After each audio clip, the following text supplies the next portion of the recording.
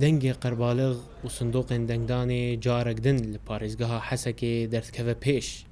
پشتی نقاشên germ li ser rêkeftina bîstûnehê çile îro deriyên navendên hilbijartinan ji bo tijekirina kursiyên paşxistî yên Meclisa Gel a Sûriyê hatin vekirin. Komîteya Bilind a Hilbijartinan vê rojê wekî serkeftinekê ji bo proseyê pênase dike ku piştî astengiyên dirêj derfeta temamkirina meclisê ava bûye.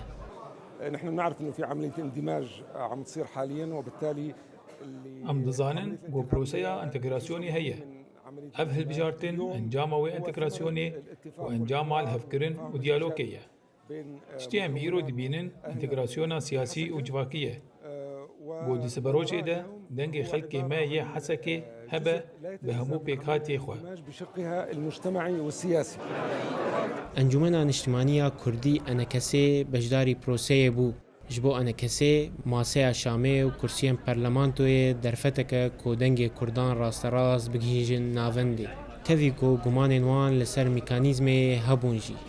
ام دبیجن اف گاوایا گرنگی گو ام جی بشدار بند دستگاه حکومتی ده وقت دنگ ملتی کرد ام هبن ام قاربن دوزا خوی کردی بگینن دستگاه حکومتی ام بگینن سرماسا ام بگینن رایدار حکومتی ام دوزا مش قامش لو درکف براستی ازدی دوز هر شامی وقت دبیجی ام قاربن براستی برنگا کی روا ام برابانیه دبر سوریا بگشتی و دبر ملتی خوی کرد جی تایبتن بکرد.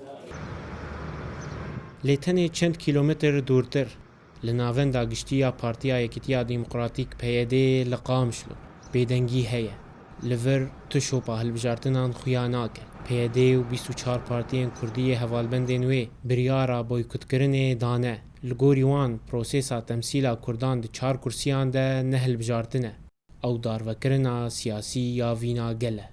Ama ji 4 kursiyan warin 4 kursiya jî bisekinin yani ev neciye evye yani neciye gutu beji vallahi ez kabul bikim neciye gu ne kabul kirine hel wastin wasa hamu partiye derketin em ve helbijartini boykot dikin em beşdar nabin insanı serbixwa xwa helbijartini bela devra wan be ew xal dibjêrin ama weke partî siyasî weke PYD me boykot kiriye û em tev li hilbijartina nabin.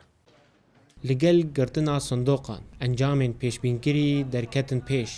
Nûnera Enekesê Fesla Yusuf karî bû kursiyeke Encumena Niştimanî di Meclisa Gel a Sûriyê de misoger bike. Emcet Kurdo dengê Amerîka parêzgeha Hesekê.